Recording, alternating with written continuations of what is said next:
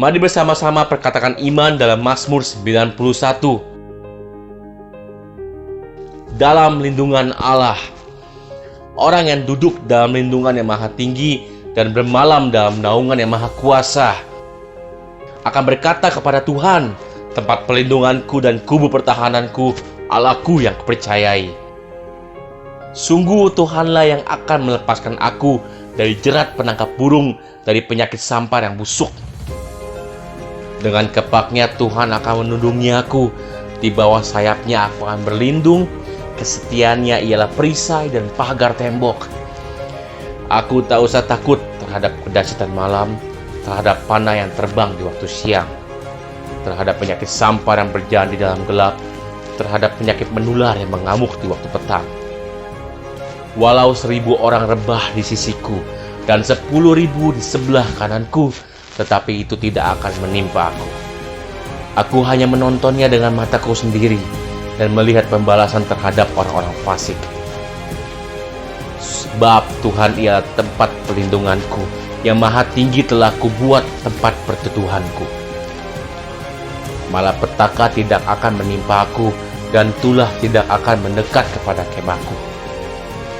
Sebab malaikat-malaikatnya akan diperintahkannya kepadaku untuk menjaga aku di segala jalanku. Mereka akan menatang aku di atas tangannya, supaya kakiku jangan terantuk kepada batu. Singa dan ular tedung akan kulangkahi. Aku akan menginjak anak singa dan ular naga. Sungguh hatiku melekat kepada Tuhan, maka Tuhan akan meluputkan aku. Tuhan akan membentengi aku, sebab aku mengenal namanya. Bila aku berseru kepada Tuhan, Tuhan akan menjawab aku. Tuhan akan menyertai aku dalam kesesakan. Tuhan akan meluputkan aku dan memuliakan aku. Dengan panjang umur akan Tuhan kenyangkan aku, dan akan Tuhan perlihatkan kepadaku keselamatan daripadanya. Amin. Mari saya undang jemaat yang dikasihi Tuhan untuk kita bersama-sama memperkatakan apa yang dimaksud dengan Pentakosta ketiga. Pentakosta ketiga adalah pencurahan Roh Kudus yang dahsyat di zaman ini melebihi yang terjadi di Azusa Street. Pentakosta ketiga akan mengakibatkan penuaian jiwa yang terbesar dan yang terakhir sebelum Tuhan Yesus datang kembali. Pentakosta ketiga akan membangkitkan generasi Yeremia, yaitu anak-anak muda yang dipenuhi Roh Kudus, cinta mati-matian kepada Tuhan Yesus, tidak kompromi terhadap dosa, dan akan bergerak untuk memenangkan jiwa. Pentakosta ketiga lahir di Indonesia dan bergerak ke bangsa-bangsa. Gerakan ini dari timur ke barat dan akan kembali ke Yerusalem.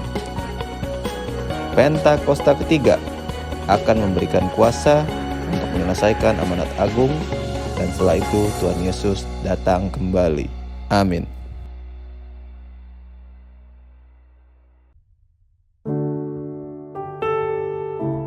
Shalom semua. Kegerakan Pentakosta adalah kegerakan yang unik. Mengapa unik?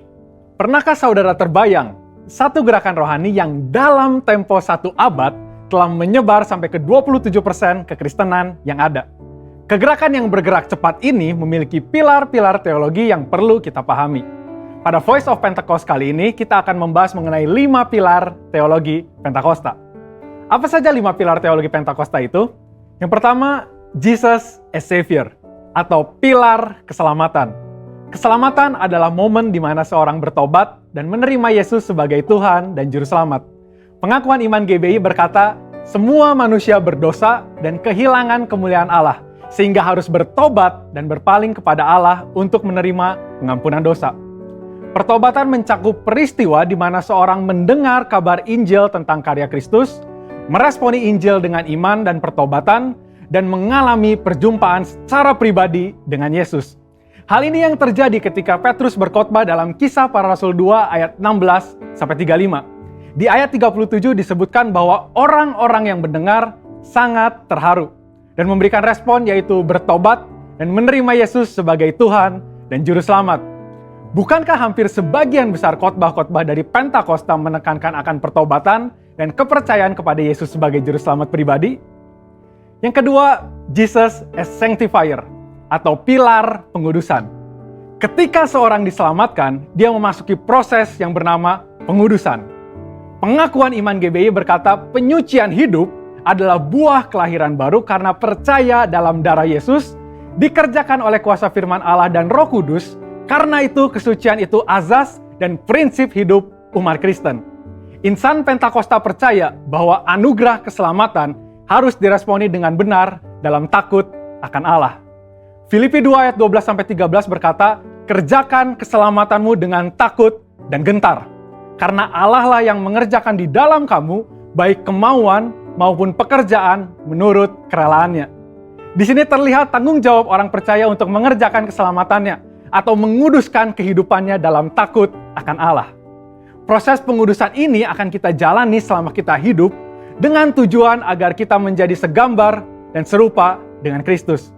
Pengudusan pun berbicara kita meninggalkan kehidupan lama kita ataupun kebiasaan lama kita yang tergolong dosa dan menjadi pribadi yang baru di dalam Kristus. Tidak lagi hidup di dalam dosa. Yang ketiga, Jesus as Spirit Baptizer atau pilar baptisan Roh Kudus. Ini adalah bagian penting dan merupakan pilar sentral yang mengikat keseluruhan 5 pilar yang ada.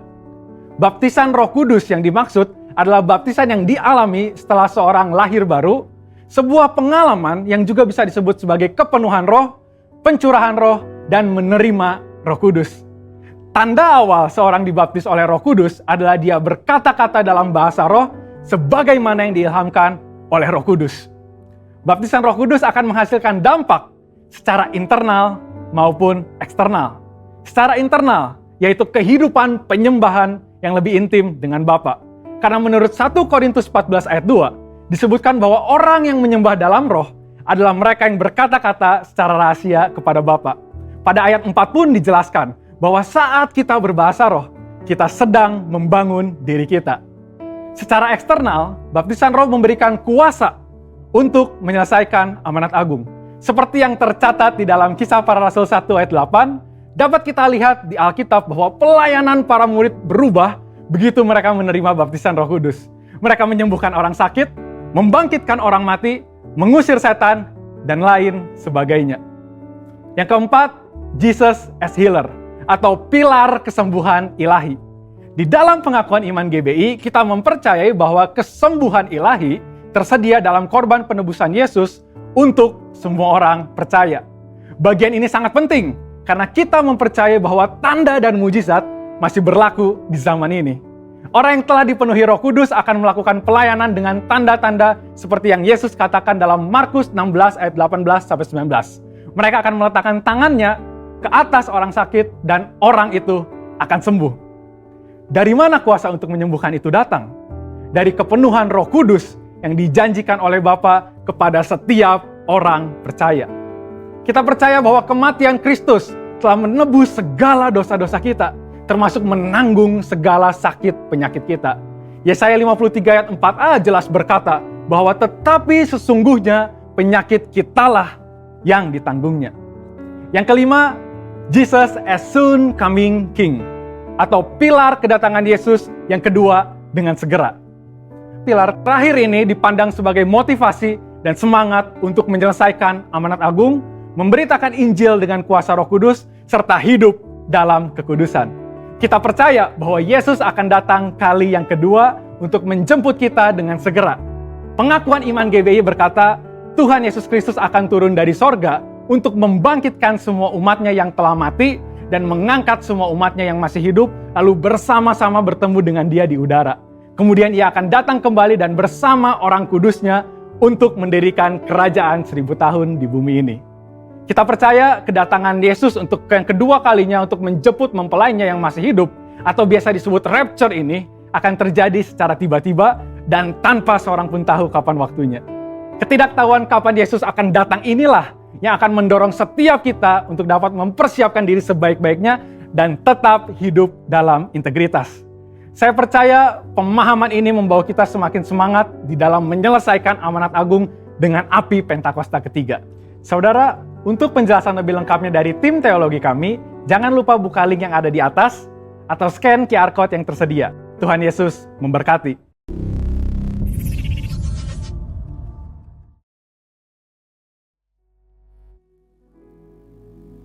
Puji nama Tuhan. Selamat pagi, shalom Bapak Ibu Saudara yang dikasihi Tuhan. Boleh sama-sama kita bangkit berdiri Bapak Ibu Saudara. Boleh kasih salam kanan kirinya. Katakan selamat beribadah, selamat menikmati hadirat Tuhan. Biar pagi hari ini kita sungguh-sungguh mengalami hadirat Tuhan yang mengubahkan dan membaharui kita di tempat ini. Amin Bapak Ibu Saudara. Mari sebelum kita memulai ibadah yang luar biasa pada pagi hari ini, sama-sama kita satukan hati kita dalam doa. Bapak yang baik, terima kasih Tuhan. Kami bersyukur Tuhan untuk penyertaan-Mu sepanjang minggu ini. Kalau kami boleh ada sampai detik ini, semua hanya karena kasih dan anugerah-Mu ya Bapa. Kami percaya Engkau sudah terlebih dahulu hadir di tengah-tengah kami pagi hari ini. Dan biarlah Tuhan Engkau yang ambil alih setiap kami Tuhan. Engkau yang ambil alih ibadah ini dari awal hingga akhirnya Tuhan. Kami percaya hari ini kami mengalami Tuhan. Hari ini kami mengalami perjumpaan pribadi lepas pribadi dengan Tuhan, yang sakit disembuhkan, yang berbeban berat dilepaskan, yang susah dihiburkan. Ada kemenangan, ada kelepasan. Oh, kami percaya ada pemulihan, ada pembaruan budi yang Kau akan lakukan dan nyatakan di tengah-tengah kami. Terobosan demi terobosan, mujizat demi mujizat akan kami alami ya Tuhan. Kami percaya sebab kami menyembah Engkau Tuhan kami yang hidup, berkuasa, besar selama-lamanya ya Bapa. Bertahtalah, berkaryalah, beracaralah di tengah-tengah kami Tuhan. Biar mata kami terus tertuju kepadamu. Biar hati kami terus senantiasa haus dan lapar akan Engkau. Dan biar Engkau Tuhan yang terus ambil alih kami dalam hadirat kudus-Mu. Terima kasih Bapa. Di dalam nama Tuhan Yesus, mari semua yang siap memuji menyembah Tuhan dengan segenap hati sama-sama katakan amin. Silakan kembali duduk dalam hadirat Tuhan. Mari arahkan hatimu pagi hari ini lebih lagi. Terima kasih Bapa. Kami mau terus menyembah Engkau. Kami mau terus naikkan pujian syukur kami di hadapan-Mu Tuhan. Sebab Engkau Allah kami yang tidak pernah berubah. Dulu, sekarang, sampai selama-lamanya. Terima kasih Tuhan. Terima kasih Bapa.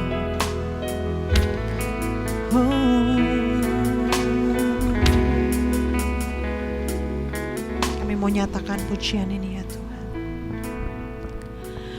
Betapa dahsyat Engkau Tuhan, pencipta segala yang ada, dulu, sekarang, sampai selamanya. Hanya Engkau Tuhan, tak terselami pikiranku, tak terukur panjang setiamu, dulu, sekarang, sampai selamanya.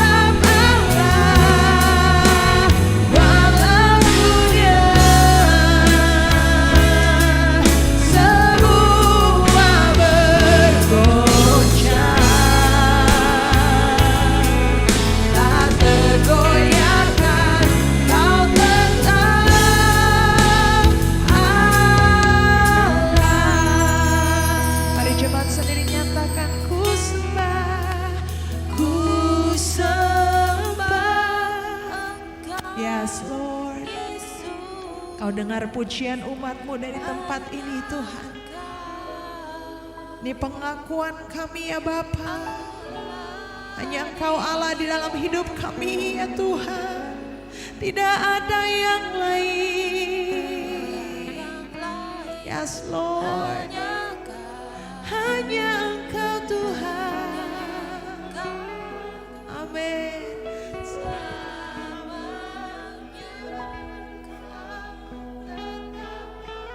Walau dunia bergoncang Tuhan, Kau tetap Allah yang kami sembah.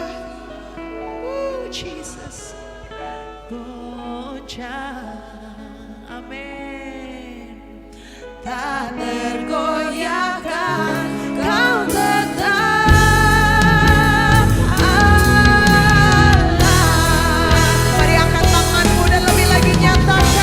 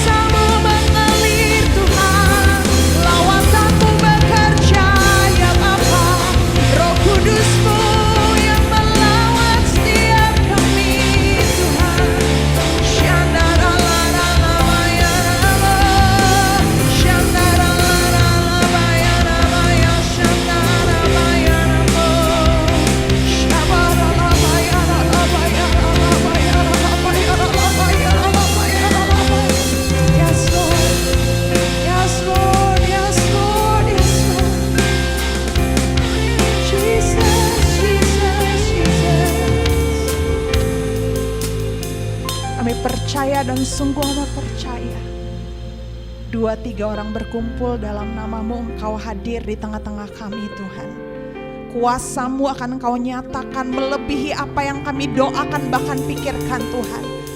Saat hati kami terus menyembah-Mu, saat hati kami terus menantikan-Mu ya Bapa, kami percaya ada terobosan, ada mujizat, ada kesembuhan, ada pemulihan. Apa yang belum pernah kami lihat, apa yang belum pernah kami dengar, apa yang belum pernah timbul dalam hati kami, Engkau yang sediakan bagi kami saat ini ya Tuhan. Kami mau nyatakan, kami mau deklarasikan terus pujian penyembahan yang keluar dari dalam hati kami. Hanya bagimu, hanya kepadamu Tuhan. Yesus, Yesus, kami nyatakan ya Bapa. Oh, Yesus Tuhan, kami nyatakan pujian ini. Oh, ku yakin Kau hadir di sini. Ku rasakan kuasa yang tak terbatas. Ku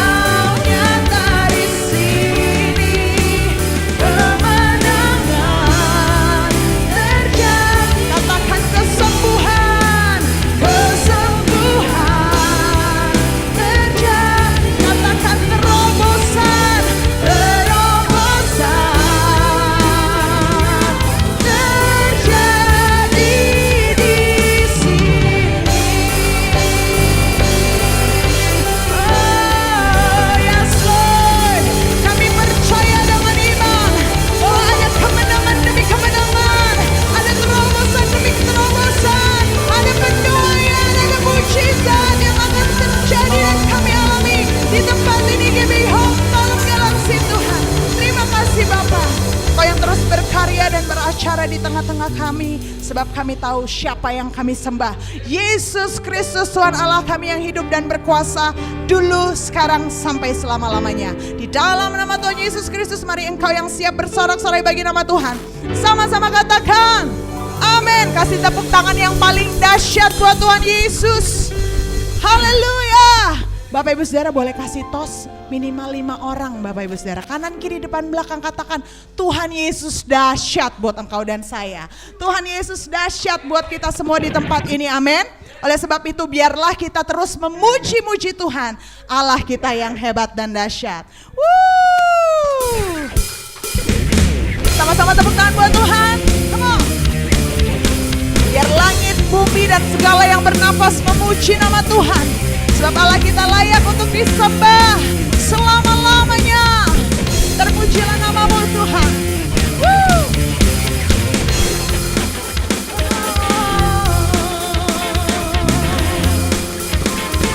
Mari sama-sama katakan, langit dan bumi pujilah Tuhan, sebab Dia ciptakan semuanya.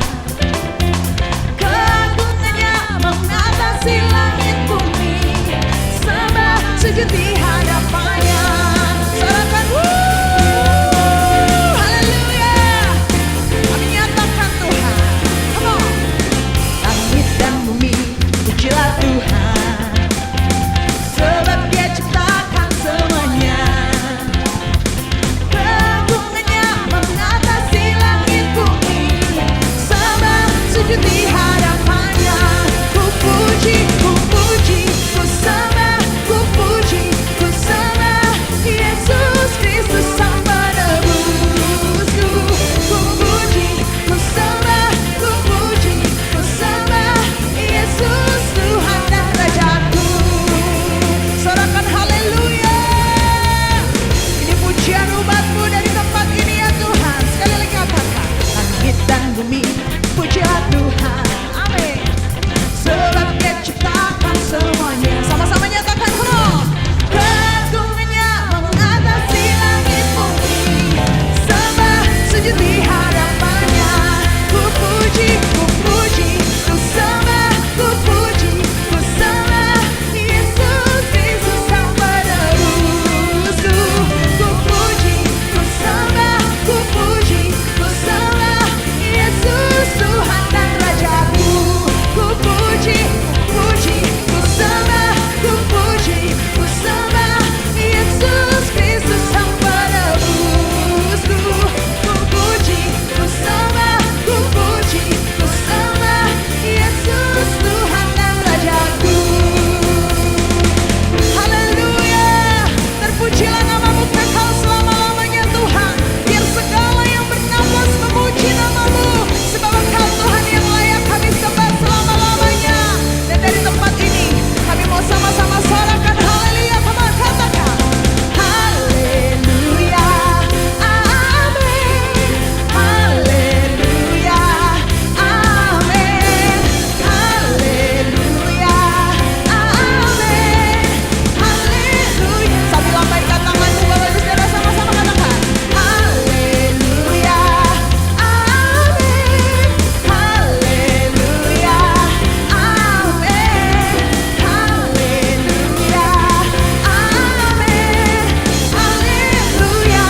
Jemaat Tuhan sedih nyatakan, come on. Haleluya, amin. Haleluya. Ada pujian sorak-sorai kemenangan di tempat ini Tuhan. Amin.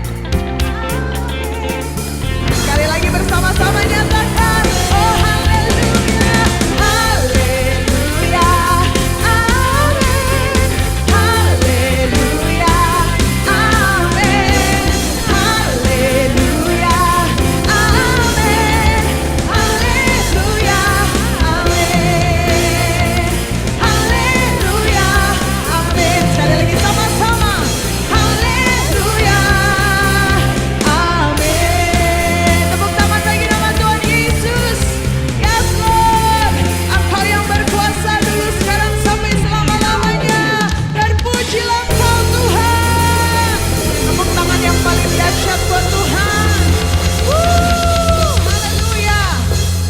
mau lihat tangan-tangan yang masih bersuka cita siang hari ini. Sorakan wuh.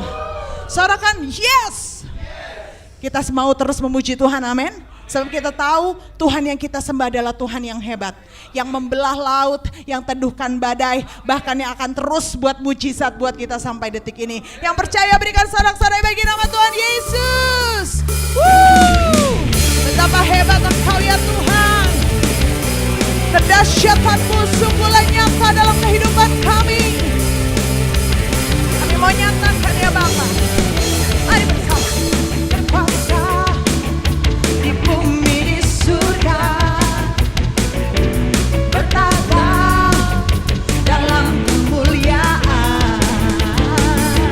Dialah Tuhan Allah kita, namanya berkuasa, pembebas umatnya. Betapa hebat, betapa kuat, dahsyatnya Allah kita. Dia berjaya atas semua perbuatannya. Betapa hebat, betapa kuat, dahsyatnya Allah kita. Dia ternama Yesus Raja segala raja, Tuhan Allah kita. Sorakan wuh. Engkau hebat, Engkau dahsyat, Engkau perkasa dan luar biasa Tuhan. Kami mau sama-sama berkatakan, berkuasa. Gimana saudara? Bertata, bertata dalam kemuliaan. Dialah, dia siapa saudara? Amin. Namanya berkuasa, pembebas umatnya. Betapa hebat, betapa kuat, dahsyatnya Allah kita. Dia berjaya atas semua perbuatannya. Betapa hebat, betapa kuat, dahsyatnya Allah kita. Dia ternama Yesus Raja segala raja. Betapa hebat, betapa kuat, dahsyatnya Allah kita. Amin. Dia berjaya atas semua perbuatannya. Betapa hebat, betapa kuat, dahsyatnya Allah kita. Dia ternama Yesus Raja segala raja. Jemaat sendiri nyatakan semua. Betapa hebat. Amin. Kita proklamirkan kehebatan Tuhan, kedahsyatan Tuhan. Amin. Tuhan GBH PG memuji nama-Mu, mendeklarasikan kebesaran-Mu Tuhan. Dia ternama Yesus Raja segala raja, Tuhan Allah kita. Betapa hebat, betapa kuat, dahsyatnya Allah kita. Amin. Dia berjaya atas semua perbuatannya. Betapa hebat, betapa kuat, dahsyatnya Allah kita. Dia ternama Yesus Raja segala raja, Tuhan Allah kita. Katakan Tuhan Allah kita, Tuhan Allah kita. Sekali lagi bersama-sama nyatakan, Tuhan Allah kita. Sorak-sorai yang paling dahsyat buat Tuhan Allah kita yang hebat, besar dan berkuasa. Haleluya. Terpujilah nama-Mu Tuhan. Sebelum duduk Bapak Ibu Saudara, saya mau ajak kita semua menyorakan haleluya 3 kali dengan suara yang nyaring sambil lompat kalau bisa. Yang setuju katakan amin. Yang mau katakan amin. Hitungan ketiga Bapak Ibu Saudara. 1, 2, 3.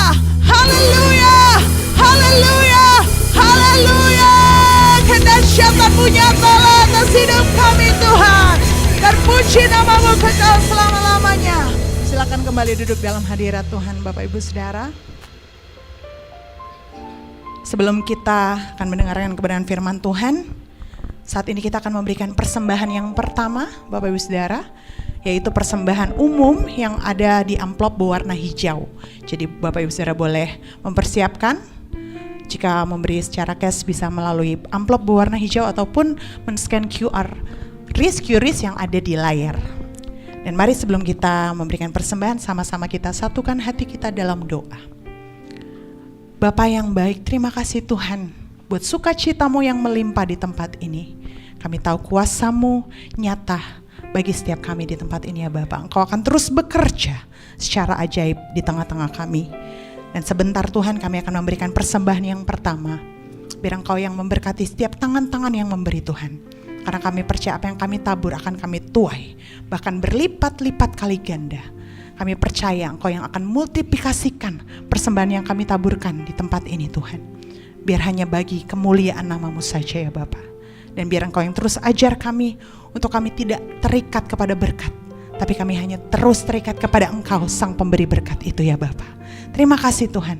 Kami bawa persembahan ini dalam hadirat kudus-Mu. Di dalam nama Tuhan Yesus Kristus, mari yang siap memberi dengan sukacita. Sama-sama katakan, amin. Selamat memberi Bapak Ibu Saudara, Tuhan Yesus memberkati.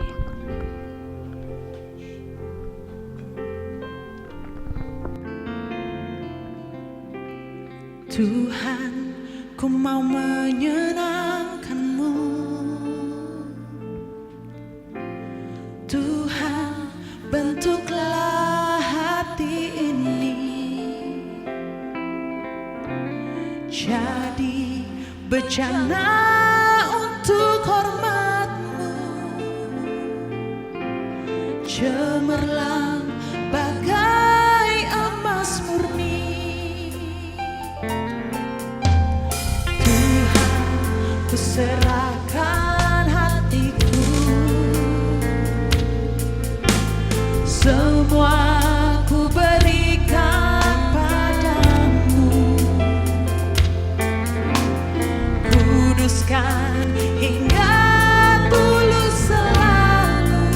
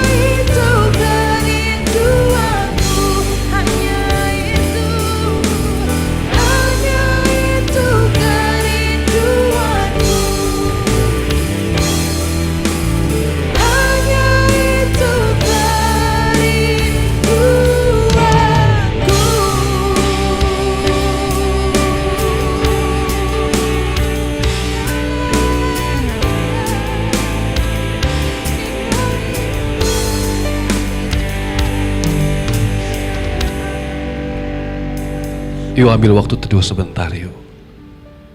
Bilang terima kasih sama Tuhan.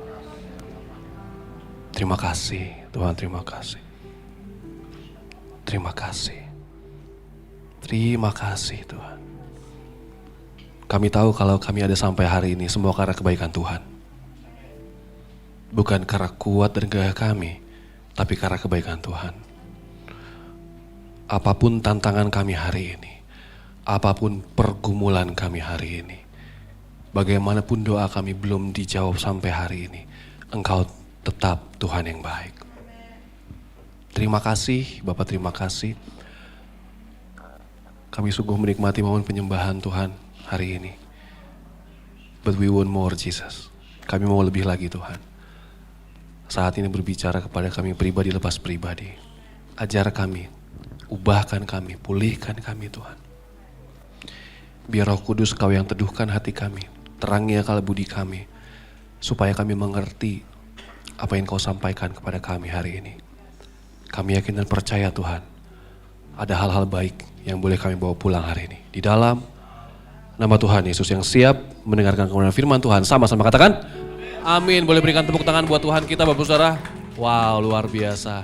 Silakan duduk Bapak Saudara. Shalom. Wah, shalomnya masih sambil duduk nih kayaknya nih. Sekali lagi shalom. Apa kabarnya hari ini? Wah, luar biasanya kayak nggak luar biasa ya. Coba sekali lagi boleh. Apa kabarnya hari ini?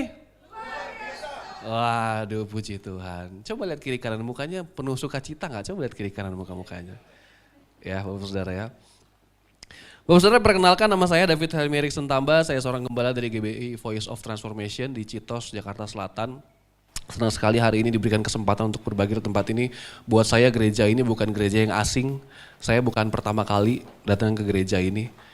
Buat saya ini seperti keluarga sendiri karena begitu datang saya disambut oleh wajah-wajah yang sangat familiar ya Bapak Saudara ya. Satu hal Bapak Saudara sebelum saya mulai, satu hal yang saya ingat sekali mengenai Bapak Gembala, Bapak Saudara, Pagem Immanuel, kalau saya panggilnya Om Im ya, Bapak Saudara ya. Beberapa tahun yang lalu Bapak Saudara, waktu kami mengadakan retreat bersama-sama ya, saya lupa itu tahun berapa, mungkin 5 tahun yang lalu mungkin ya.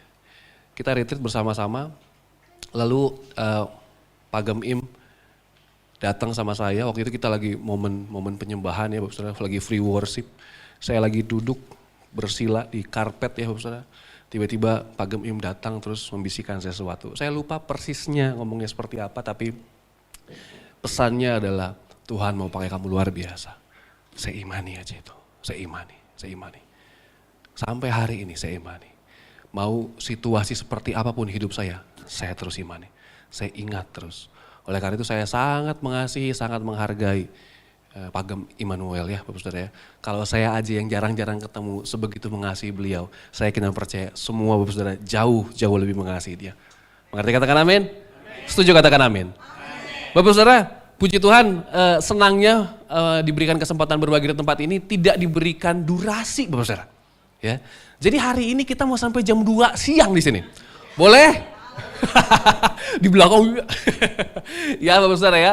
Hari ini Bapak Saudara, saya akan membawakan satu tema yang hari-hari ini memang sedang Tuhan ingatkan terus-menerus kepada saya mengenai lidah seorang murid. Bapak Saudara, kita tarik ke belakangnya. Beberapa waktu yang lalu kita merayakan atau memperingati hari Pentakosta. Hari di mana Roh Kudus tercurah atas murid-murid. Dan mulai hari itu kehidupan murid-murid berbeda, berubah. Ya, tindakan mereka berubah. Ya, apa yang mereka lihat berubah, bahkan apa yang mereka katakan pun berubah. Ya, Bapak Saudara ya. Saya yakin dan percaya kalau saat itu Roh Kudus turun ke atas murid-murid, gaya hidupnya berubah. Harusnya hari ini gaya hidup kita pun berubah. Kenapa? Karena Roh Kudus ada dalam kita. Mengerti katakan amin? Ya, Bapak Saudara, secara spesifik hari ini kita mau berbicara tentang lidah seorang murid. Di Yesaya 50 ayat 4 dikatakan seperti ini. Tuhan Allah telah memberikan kepadaku lidah seorang murid, supaya dengan perkataan aku dapat memberi semangat baru kepada orang yang letih lesu. Bagus gak nih? Dengan perkataan kita memberi semangat kepada orang lain. Bagus gak nih? Bagus ya, Bapak Saudara ya. Setiap pagi ia mempertajam pendengaranku untuk mendengar seperti seorang murid. Saya ingin percaya kita semua harusnya memiliki lidah seorang murid. Kenapa? Karena kita murid Yesus. Yang murid Yesus angkat tangannya. Yang tidak angkat tangan Anda murid siapa? Ya, kita semua murid Yesus. Tapi gini, dari ayat ini ada beberapa hal yang harus kita pahami lebih dalam. Yang pertama, saudara, yang pertama. Lidah seorang murid itu dimiliki oleh murid. Boleh next. Ya. Lidah seorang murid itu hanya dimiliki oleh murid. Gimana maksudnya kok lidah seorang murid dimiliki oleh murid? Ya, Bapak Saudara ya. Yang namanya murid zaman sekarang dengan zaman dulu berbeda. Kalau zaman sekarang mungkin anak-anak kita pergi ke sekolah masuk jam 7, jam 8, lalu jam 12 atau jam 1 sudah pulang. Itu disebutnya murid. Ya, tapi dalam konteks zaman dulu yang namanya murid tidak seperti itu. Yang namanya murid akan ikut dengan gurunya 24 jam sehari, 7 hari dalam seminggu. Jadi kemanapun gurunya pergi, murid akan ikut. Apapun yang gurunya katakan, murid akan mendengar. Apapun yang gurunya lakukan, murid akan meneladani. Ya, Bapak Saudara ya, di Yohanes 13 ayat 34 sampai 35 dikatakan seperti ini. Aku memberikan perintah baru kepadamu, yaitu supaya kamu saling mengasihi. Sama seperti aku telah mengasihi kamu. Demikian pula kamu harus saling mengasihi. Dengan demikian semua orang akan tahu bahwa kamu adalah apa? Kamu adalah murid-muridku, yaitu jikalau kamu saling mengasihi. Lihat Bapak Saudara, yang namanya murid itu mengasihi. Cirinya ini nih. Yang namanya murid mengasihi. Kenapa? Karena Yesus mengasihi. Kalau kita bilang bahwa Yesus adalah guru kita, harusnya gaya hidup kita pun sama dengan guru kita. Mengerti, katakan amin. Ya, Bapak Saudara ya. Selama Yesus ada di dunia ini Bapak Saudara, selama dia jadi manusia Bapak Saudara ya, sekian banyak mujizat dia lakukan dengan dasar kasih. Boleh next. Ini hanya 3 dari sekian banyak kejadian di Alkitab waktu Yesus melakukan sesuatu yang luar biasa dengan dasar kasih.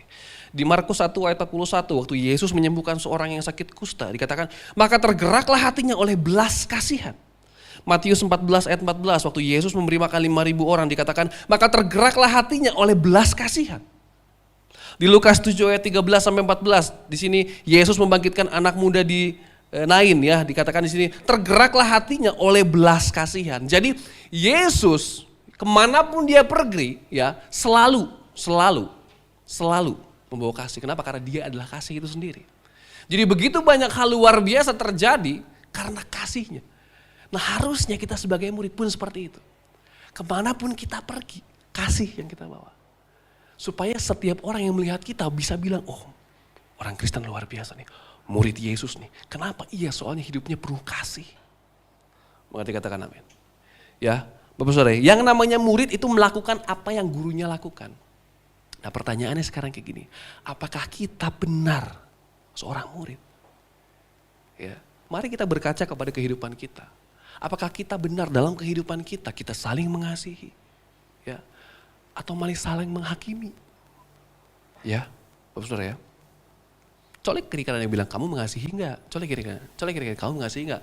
Colek ya. Di belakang soalnya tegang banget, gini banget mukanya. Bro boleh sambil di ini ya, biar gak tegang banget ya, tegang banget di belakang dia. Ya, Bapak Saudara, yang namanya murid cirinya itu saling mengasihi. Ya. Dan yang namanya kasih itu tidak hanya diucap di mulut. Aku mengasihi engkau loh. Aku mengasihi engkau loh. Enggak kayak gitu Bapak Saudara. Yang namanya kasih ada tindakan kasihnya. Lihat, karena begitu besar kasih Yesus akan dunia ini. Ya, dia korbankan nyawanya mati di kayu salib. Ya, ada kasihnya, ada tindakan kasihnya. Saya ingin percaya semua kita di sini yang sudah menikah ya Bapak Saudara ya, mungkin ada momen-momen bersama pasangan suami istri ya Bapak Saudara, malam-malam gitu ya bilang, "Mah, aku mengasihi kamu, Mah. Pah, aku mengasihi kamu, Pah." Tapi nggak mungkin cuma di mulut, benar atau benar? Pasti tercermin dari kehidupannya sehari-hari. Ya, sekali lagi yang namanya kasih pasti ada tindakan kasihnya. Ya, saya nggak tahu mungkin di tempat ini ada yang mungkin sedang berpacaran gitu ya. Kalau pacarmu cuma bilang aku mengasihi kamu, tapi nggak pernah mau rela berkorban, nggak pernah mau ada effort apa segala macam, nggak usah. Ya, Bapak Saudara, sekali lagi yang namanya kasih pasti ada tindakan kasihnya. Ya, Dan saya berharap kita semua adalah murid-murid. Bukan hanya murid label, tapi kita menghidupi gaya seorang murid, gaya hidup seorang murid. Itu mengasihi satu dengan yang lainnya. Jadi yang pertama, Bapak Saudara, lidah seorang murid itu hanya dimiliki oleh murid. Sekali lagi kita bisa evaluasi, apakah gaya hidup kita mencerminkan seorang murid? Apakah gaya hidup kita penuh dengan kasih? Yang kedua, Bapak Saudara, yang kedua. Perkataan murid itu memberi semangat. Ya, kita kembali di Yesaya 50 ayat 4. Dikatakan seperti ini. Tuhan Allah telah memberikan kepadaku lidah seorang murid supaya dengan perkataan aku dapat memberi semangat baru kepada orang yang letih lesu. Ya, Bapak Saudara, saya mau bilang perkataan yang memberi semangat itu adalah berkat untuk orang lain. Ya, Bapak Saudara. Mungkin beberapa di antara kita punya teman atau punya keluarga ya yang saat ini sedang dalam pergumulan, sedang dalam tantangan. Waduh, berat banget nih kayaknya nih situasinya ya. Dan waktu kita datang kita cuma bilang, bisa kok bro, gak apa-apa, coba lagi. Mungkin buat kita simpel Bapak Saudara, tapi buat dia, beda. Apalagi waktu kita datang, kita bilang, bro, gue boleh doain lu gak? Saya boleh gak berdoa untuk kamu? Weh, luar biasa Bapak Saudara, luar biasa. Memberi semangat baru kepada orang lain. Ya, Bapak Saudara, ingat, memberi semangat baru. Perkataan kita harus jadi berkat, ya. Jangan kebalik ya, jangan kebalik. Di Amsal 18 ayat 21 dikatakan seperti ini. Hidup dan mati dikuasai apa? Dikuasai apa? Hidup dan mati dikuasai lidah. Siapa suka menggemakannya akan memakan buahnya. Lihat, Saudara. Perkataan kita atau lidah kita itu powerful sekali. Lihat, hidup dan mati ditentukan oleh lidah. Hidup dan mati ini bukan perkara sepele, benar apa benar? Ini perkara besar banget nih, hidup dan mati. Ya, Saudara, dikuasai lidah. Jadi sebegitu powerfulnya lidah kita, sebegitu powerfulnya perkataan kita. Oleh karena itu hati-hati saat berkata-kata. Ya, hidup dan mati. Kita mau lihat contoh perkataan yang membawa hidup dan perkataan yang membawa kematian. Ya, Bapak Saudara ya. Di Kisah Para Rasul 3 ayat 1 sampai 8 ya Bapak Saudara. Ini adalah momen di mana murid-murid telah menerima pencurahan Roh Kudus, gaya hidup mereka berubah, perkataan mereka berubah, cara mereka melihat berubah ya Bapak Saudara ya. Saat itu di ayat 1, pada suatu hari menjelang waktu sembahyang yaitu pukul 3 petang, naiklah Petrus dan Yohanes ke bait Allah. Di situ ada seorang laki-laki yang lumpuh sejak apanya? Lumpuh sejak lahirnya, sehingga ia harus diusung. Lihat, tiap-tiap hari orang itu diletakkan dekat pintu gerbang bait Allah yang bernama Gerbang Indah untuk meminta sedekah kepada orang yang masuk ke dalam bait Allah. Ketika orang itu melihat bahwa Petrus dan Yohanes hendak masuk ke bait Allah, ia meminta sedekah. Ya, ia meminta sedekah. Mereka menatap dia dan Petrus berkata, "Lihatlah kepada kami." Lalu orang itu menatap mereka dengan harapan akan mendapat sesuatu dari mereka. Tetapi Petrus berkata, "Emas dan perak tidak ada padaku, tetapi apa yang kupunyai kuberikan kepadamu. Demi nama Yesus Kristus, orang Nazaret itu, berjalanlah." Ya, Bapak Saudara ya. Ayat 7, lalu ia memegang tangan kanan orang itu dan membantu dia berdiri. Seketika itu juga kuatlah kaki dan mata kaki orang itu. Ia melonjak berdiri, lalu berjalan kian kemari dan mengikuti mereka ke dalam bait Allah. Berjalan dan melompat-lompat serta memuji Allah. Lihat Bapak Saudara. Saya bahasakan ya, Bapak Saudara. Ada satu orang lumpuh yang dikatakan dia lumpuh dari lahirnya. Dia lumpuh dari lahirnya, Bapak Saudara. Saya mau bilang gini Bapak Saudara, saya yakin sekali. Dalam kehidupannya, dia pasti sudah berusaha supaya sembuh. Siapa di sini yang kalau sakit tidak berusaha untuk sembuh? Ada nggak? Siapa di sini yang kalau mengalami sesuatu yang nggak enak tidak berusaha untuk sembuh? Ada nggak? Nggak ada kan? Semua kita saat sakit atau saat mengalami sesuatu yang kurang enak, kita pasti berusaha untuk memperbaiki. Kita pasti berusaha untuk sembuh, benar atau benar? Saya yakin dan percaya orang ini pun sama seperti itu. Dia pasti sudah berusaha sepanjang hidupnya untuk berusaha sembuh. Ya.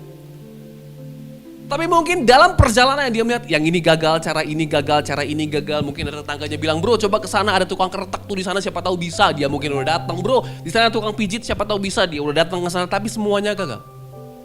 Saya mau bilang gini, harapan untuk sembuhnya mati, saudara. Momen itu dia udah nggak punya harapan lagi untuk sembuh. Kenapa? Karena dikatakan tiap-tiap hari ada orang-orang yang mengangkat dia lalu menaruh dia di depan pintu gerbang. Jadi ini sudah rutinitas, sudah biasa seperti ini. Harapan untuk sembuhnya mati, Bapak Saudara. Ya. Lalu Petrus dan Yohanes lewat saat itu. Lalu dia bilang gini, berilah aku sesuatu. Saya yakin dan percaya yang dia minta bukan kesembuhan saat itu. Kenapa? Karena Petrus bilang gini, emas dan perak tidak ada padaku. Jadi saya yakin momen saat itu yang dia minta adalah uang, minta sedekah untuk makan. Ya, dia sudah tidak mengharapkan lagi ada kesembuhan. Dia cuma minta sedekah aja, udahlah. Udah itu aja cukup lah. Tapi kita tahu waktu mujizat terjadi, waktu perkataan dari seorang murid, perkataan dari Petrus, ya, membuat mujizat terjadi. Apa yang hidup? Apa yang hidup, Bapak? Semangatnya hidup. Kasihnya akan Tuhan hidup. Kenapa? Karena di sini dikatakan dia melompat-lompat kian kemari, dia berjalan lalu mengikuti mereka ke bait Allah serta memuji-muji Tuhan. Gaya hidupnya hidup. Ya, kecintaan akan Tuhan hidup. Yang asalnya dia udah nggak punya harapan, tiba-tiba harapannya hidup lagi. Inilah yang dikatakan hidup dan mati dikuasai lidah. Lidah kita bisa membawa hidup kepada orang lain. Mungkin beberapa di antara kita punya teman yang kayaknya udah putus harapan, udah gak punya harapan hidup, udah gak punya, udahlah saya gini aja lah, udah saya gak mungkin bisa berubah. Tapi perkataan kita bisa menghidupkan lagi harapannya, bisa mengubah lagi apa yang dia pikirkan. Sekali lagi perkataan kita, saudara, perkataan seorang murid. Ya, saudara. Lalu kita akan melihat bagaimana satu perkataan bisa membuat sebuah kematian, saudara. Hidup dan mati ya. Hidup dan mati ya. Kita mau lihat, saudara, satu peristiwa di mana perkataan bisa membawa kepada kematian. Saudara, di Bilangan 14 ayat 1 sampai 4 ini adalah momen di mana bangsa Israel sudah keluar dari Mesir, mereka sudah melewati padang ya, saudara, dan mereka mau masuk ke dalam tanah Kanaan. Tapi sebelum mereka masuk ke dalam tanah Kanaan, sebelum mereka masuk ke tanah yang dijanjikan Tuhan, beberapa orang diutus untuk mengintai. Coba bro, 1, 2, 3, 4, 5, coba berangkat, lihat dulu tuh di sana, intip dulu tuh, bener nggak itu negeri itu penuh susu dan madu? Bisa nggak kita masuk ke sana? Kira-kira seperti itu ya, Bapak Saudara, kira-kira seperti itu ya. Lalu beberapa orang pengintai berangkat, mereka ngintip tanah Kanaan.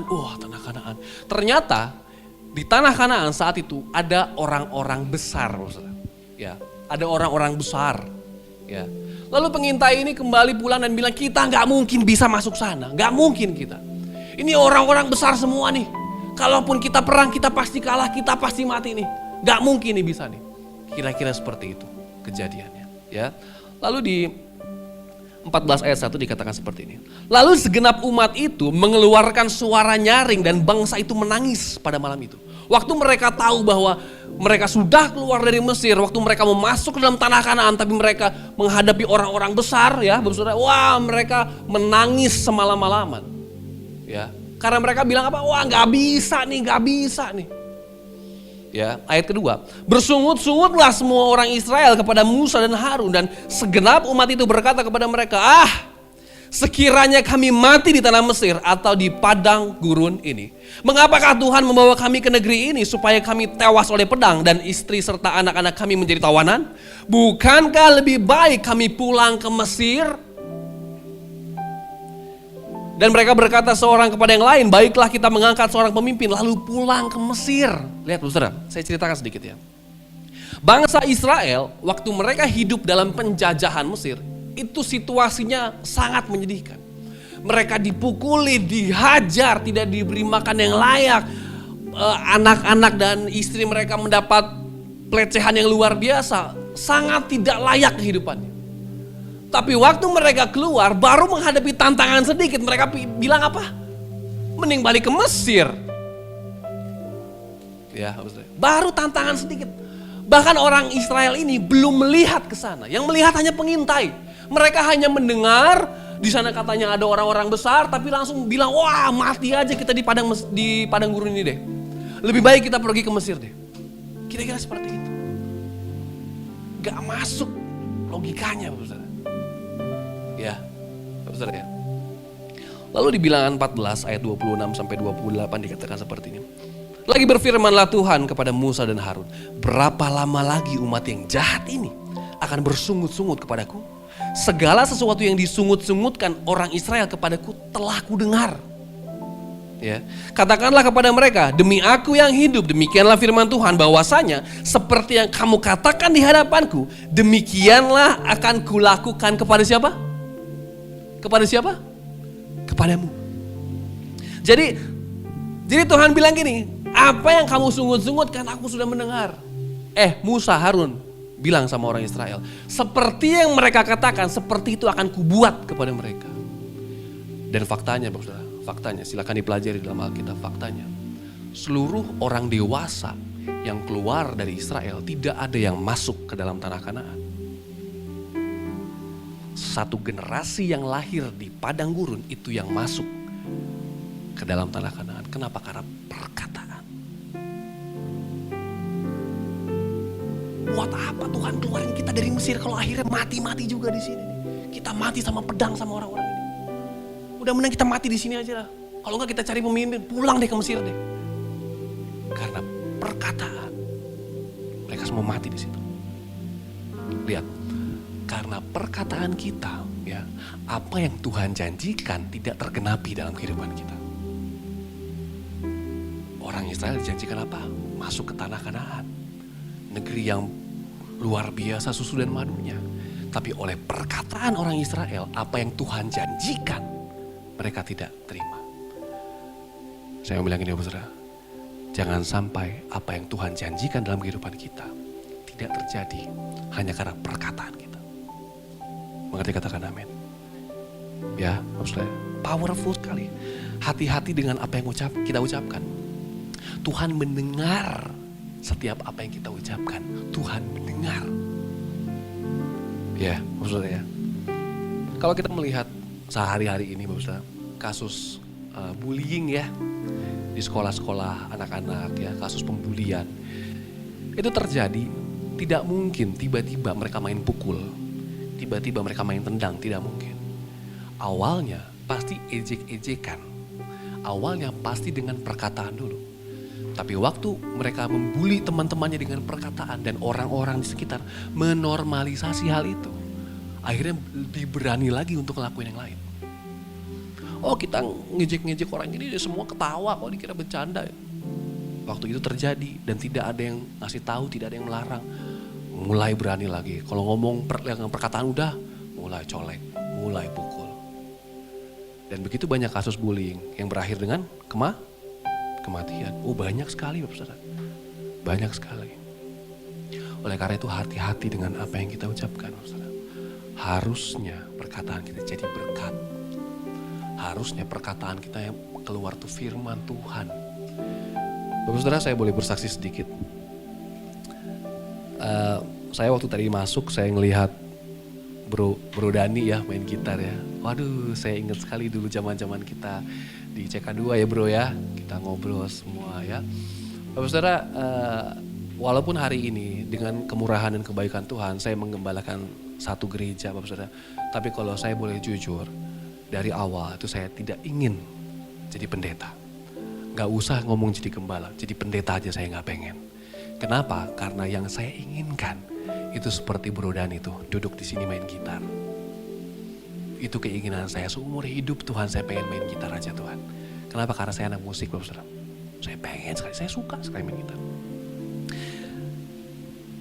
Tapi apalah daya, doa seorang ibu kan powerful sekali ya Bapak Saudara ya. Mama saya dari waktu saya kecil pengen sekali saya jadi pendeta. Bahkan satu ketika Bapak Saudara waktu pulang dari kampus, malam-malam ya Bapak Saudara, saya buka pintu, saya lihat mama saya lagi berdoa ya. Dan doanya seperti ini, Tuhan aku mau anakku si David jadi pendeta Tuhan. Wah, saya Saya bilang, waduh. Makanya saya selalu bilang ke anak-anak muda ya Bapak Saudara ya, tapi ini hanya jokes ya. Saya bilang gini, kalau kamu pulang ke rumah, orang tuamu lagi berdoa seperti itu. Gebrak pintu bilang, "Mah, aku pulang mah." Supaya apa? Doanya berhenti. Kenapa? Karena saya mau bilang seperti ini. Doa orang tua itu powerful sekali. Powerful sekali. Bagaimanapun situasi orang tua kita saat ini, bagaimanapun kondisi orang tua kita saat ini, tetap orang tua kita. Dan yang namanya doa orang tua itu powerful sekali. Lalu dalam perjalanan Bapak Saudara, lalu dalam perjalanan Tuhan ya, saya menolak kepada mama saya, nggak mau jadi pendeta. Lalu saya merantau ke Jakarta, saya kerja di satu studio rekaman Bapak Saudara, untuk membuktikan bahwa saya mau hidup dari musik nih. Saya pergi ke Jakarta tapi dengan caranya Tuhan, di Jakarta juga ya akhirnya ditangkap juga ya Bapak Saudara. Dan akhirnya hari ini jadi pendeta, tidak hanya jadi pendeta tapi juga jadi gembala. Bapak Saudara, beberapa waktu yang lalu saya ada pelayanan di Malang Bapak Saudara. Saya ada pelayanan di Malang, itu hari Sabtu saya terbang dengan pesawat Bapak Saudara. Di pesawat saat lagi menuju ke Malang, di samping saya duduk seorang ibu-ibu yang mohon maaf sudah sangat senior dan juga dia memiliki kepercayaan berbeda dengan kita ya Bapak Saudara ya, duduk di samping saya. Di dalam perjalanan waktu lagi di atas nih, dia tepuk kaki saya. Saya mau bilang ini ibu tuh Indonesia banget Bapak Saudara. Dia tepuk kaki saya terus bilang gini, dia tanya gini, "Adek mau kemana?" Dalam hati saya bilang, "Lah kan kita sama-sama di pesawat mau ke Malang Bu." "Lah kok masih mau ditanya mau kemana? Kan saya gak ada niatan turun tengah jalan kan." Cuman karena, ya mohon maaf ya Bapak Saudara, beliau sangat senior dan saya menghargai mungkin mau ngobrol sepanjang perjalanan. Saya bilang, "Iya Ibu, saya mau ke Malang Ibu." Saya bilang gitu. Lalu dia bilang lagi, "Oh memangnya mau ada apa ke Malang?" Nah, Indonesia banget kan? Suka basah? Ya kan? Saya bilang gini, "Iya Ibu, saya ada ibadah Ibu di Malang." Saya bilang gitu. Lalu dia bilang gini lagi, "Oh, memang Ade pekerjaannya apa? Kok ibadahnya jauh sekali ke Malang?" Ah, Indonesia banget kan? Saya bilang gini, nggak mungkin bohong dong.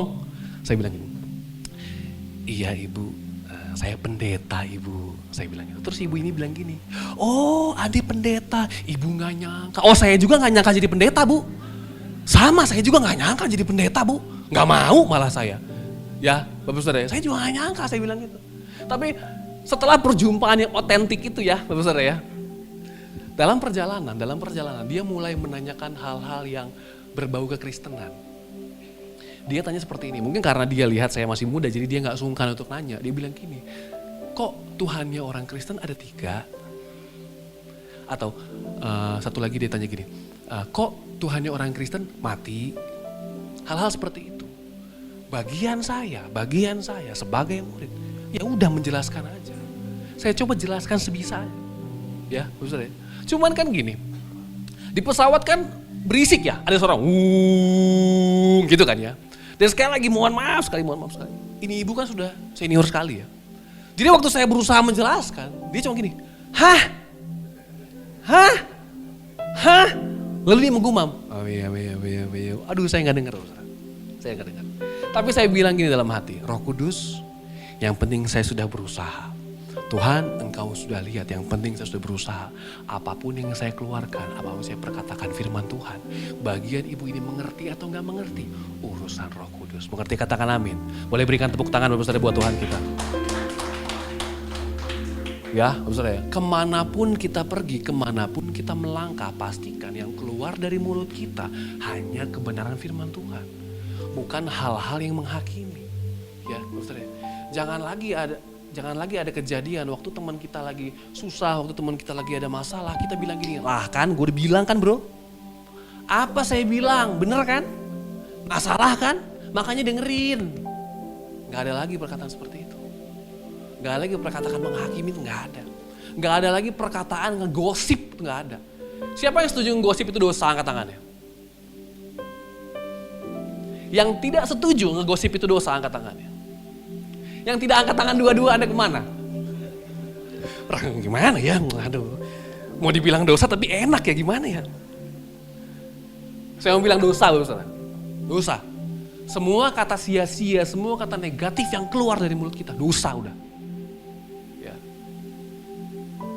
Jadi saya yakin dan percaya, mulai hari ini, di tempat ini, gak ada lagi orang yang suka gosip, gak ada. Gak ada.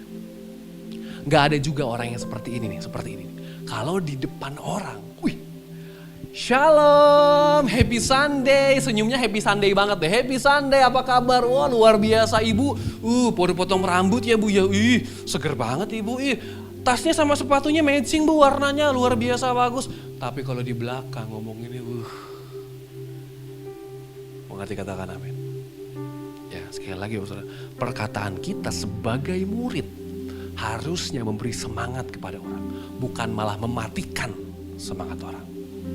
Ya, saudara. Jadi yang kedua, perkataan murid harus memberi semangat. Yang ketiga, saudara, yang terakhir, yang ketiga.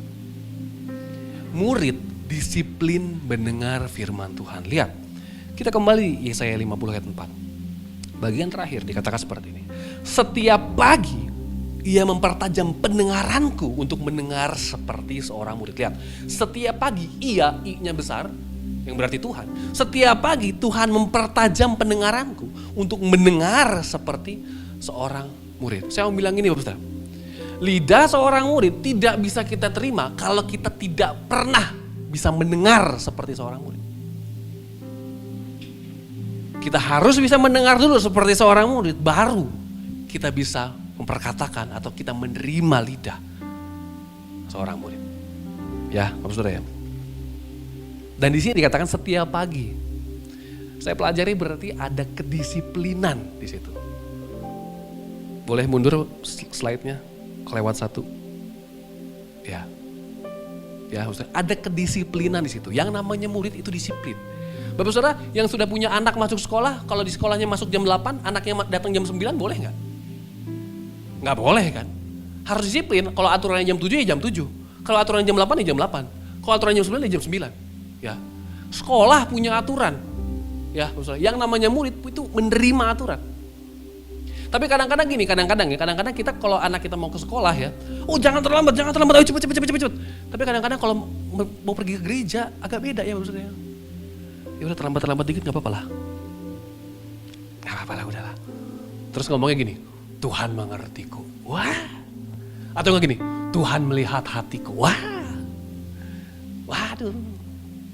Bapak Saudara, beberapa waktu yang lalu ada satu orang ibu datang kepada saya. Dia bilang kayak gini, saya gemes sama anak saya nih. Soalnya kalau mau pergi ke gereja, ya si ibu ini tidak ingin terlambat. Tapi si anak bilang seperti ini, yang penting kan firman Tuhan gak terlambat mah. Ada yang langsung ketawa tuh. Lalu saya bilang gini, momen pujian penyembahan dan momen pemberitaan firman dua-duanya penting.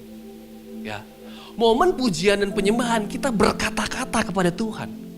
Kita mengucapkan pengagungan, penyembahan, pujian kepada Tuhan. Kita mengungkapkan semua tantangan, keluh kesah, unek-unek hati kita kepada Tuhan. Momen pemberitaan firman, momen di mana Tuhan yang berkata-kata kepada kita. Jadi dua-duanya penting.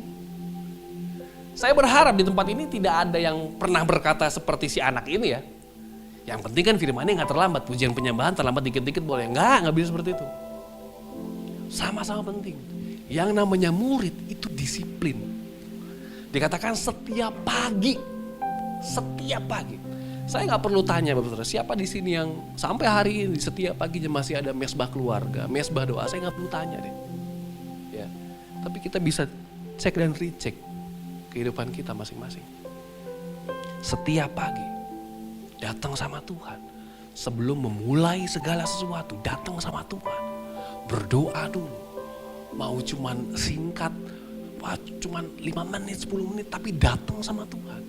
Yang sudah berkeluarga, datang dengan keluargamu. Punya mesbah keluarga. Mengerti katakan amin. Ya, yang namanya murid itu disiplin mendengar firman Tuhan. Disiplin mendengar firman Tuhan. Kenapa? Karena gini, apa yang kita dengar, itu yang kita ucapkan. Coba seperti ini, bro, siapa namanya? Siapa? Marco seumur hidupnya tidak pernah ngomong kasar, tidak pernah nyumpahin orang, tidak pernah ngomong kebun binatang, tidak pernah ngomong jorok. Tapi bayangkan dia masuk ke dalam satu komunitas di mana teman-temannya itu selalu ngomong kasar, selalu ngomong jorok, selalu ngomong kebun binatang. Percaya nggak? Lambat laun pasti keluar juga dari mulutnya. Bener apa bener? Kenapa? Karena dia terbiasa mendengar itu. Waktu kita terbiasa mendengar firman Tuhan, yang keluar firman Tuhan. Tapi mohon maaf, waktu kita terbiasa mendengar sampah, yang keluar sampah. Waktu kita terbiasa mendengar kebun binatang, yang keluar kebun binatang. Oleh karena itu firman Tuhan bilang gini, pergaulan buruk merusak. Ya, Bapak Saudara ya. Oleh karena itu firman Tuhan bilang ini, terbiasa dengan firman Tuhan. Supaya apa? Supaya apa yang keluar dari mulutmu itu firman Tuhan. Dan saya mau bilang ini Bapak Saudara, mohon maaf, mendengar firman Tuhan hanya seminggu sekali di gereja, itu gak cukup. Kenapa? Karena tantangan kita, peperangan kita itu dari Senin sampai Senin. Kalau kita cuma dikuatkan, cuma dengar firman hari Minggu aja, itu juga gak nyampe mungkin sejam, ya, gak akan sanggup, gak akan cukup. Setiap hari di rumah ayo, ya, Bapak Saudara ya, punya waktu-waktu pribadi untuk datang sama Tuhan.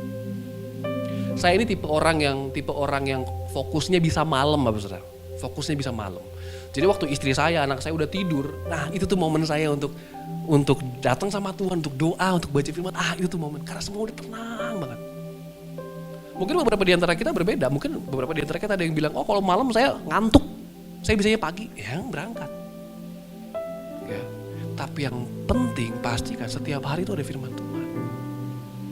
Sekali lagi supaya apa? Supaya apa yang kita dengar, ya waktu firman Tuhan yang kita dengar, firman Tuhan yang keluar, dan firman Tuhan itu yang memberi kekuatan kepada orang lain. Mengerti katakan amin, Bapak Saudara? Ya, Bapak Saudara ya. Next kita akan masuk ke dalam kesimpulan, Bapak Saudara.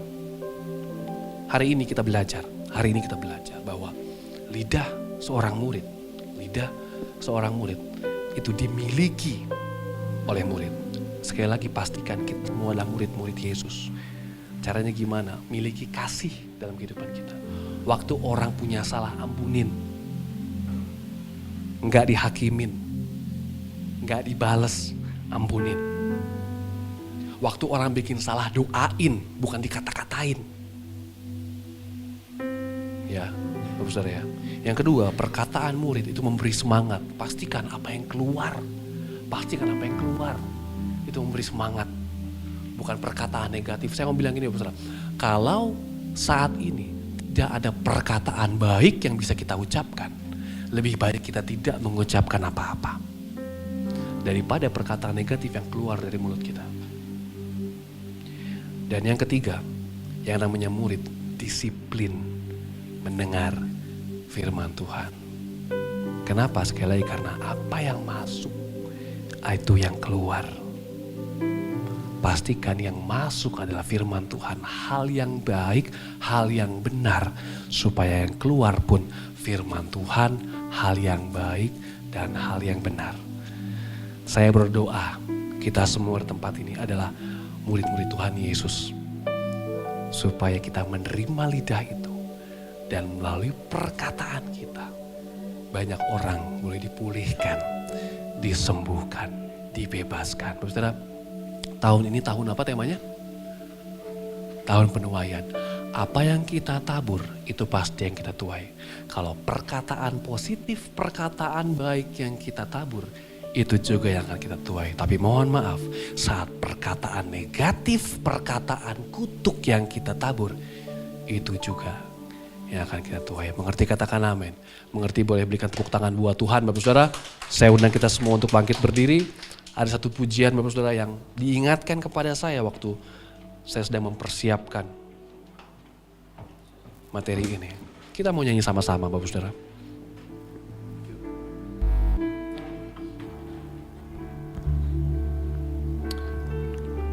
Oh Tuhan Yesus. Mulutku penuh dengan pujian kepadamu ya Yesus Tuhan. Sepanjang hari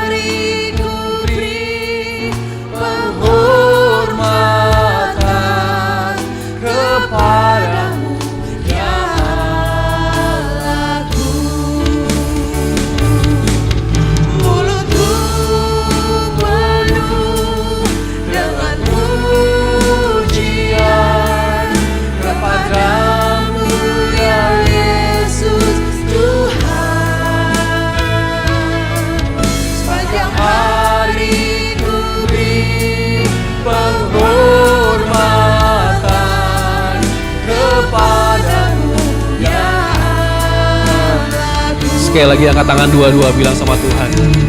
Mulutku penuh dengan pujian kepadamu ya Yesus Tuhan. Pada hari ini penghormatan kepadamu ya Allahku. Mari kita berdoa. Bapak Tuhan, terima kasih. Terima kasih untuk kebenaran firman Tuhan yang ditaburkan hari ini. Terima kasih untuk mengingatkan kami Tuhan, untuk memiliki gaya hidup seorang murid, untuk memiliki perkataan seorang murid. Dan terima kasih sudah mengingatkan untuk kami mendengar seperti seorang murid. Hamba berdoa Tuhan Yesus, biar semua kami di tempat ini Tuhan Yesus benar telah menerima lidah seorang murid, sehingga apapun yang kami perkatakan itu akan membangun orang lain, memulihkan orang lain, memberkati orang lain, menyembuhkan orang lain. Sehingga benar Tuhan Yesus, perkataan kami Tuhan Yesus senantiasa memuliakan nama Tuhan. Biar hanya ada ucapan syukur yang keluar dari mulut bibir kami. Apapun situasi kami saat ini, biar benar sekali lagi hanya ada kemuliaan untuk Tuhan, ucapan syukur untuk Tuhan, dan kesaksian bahwa Tuhan Engkau Allah yang baik. Terima kasih Bapak, terima kasih. Roh Kudus, hamba-Mu gak pandai menyampaikan isi hati-Mu, tapi biar Engkau yang bekerja sebebas-bebasnya dalam kami. Ajar kami, ubahkan kami, tuntun kami, supaya kami tidak hanya menjadi pendengar, tapi juga menjadi pelaku firman. Di dalam nama Tuhan Yesus, yang siap menjadi seorang murid. Sama-sama katakan, amin. Boleh berikan tepuk tangan Bapak Saudara. Selamat hari Minggu, Tuhan Yesus memberkati. Kita untuk bangkit berdiri, kita akan berdoa syafaat. Haleluya Tuhan. Terima kasih Tuhan, kami mengucap syukur atas kebaikan dan kemurahan-Mu Tuhan. Kami juga berterima kasih Tuhan untuk hamba-Mu, Bapak Pendeta David dan juga Ibu Glory yang telah hadir melayani kita di tempat ini Tuhan.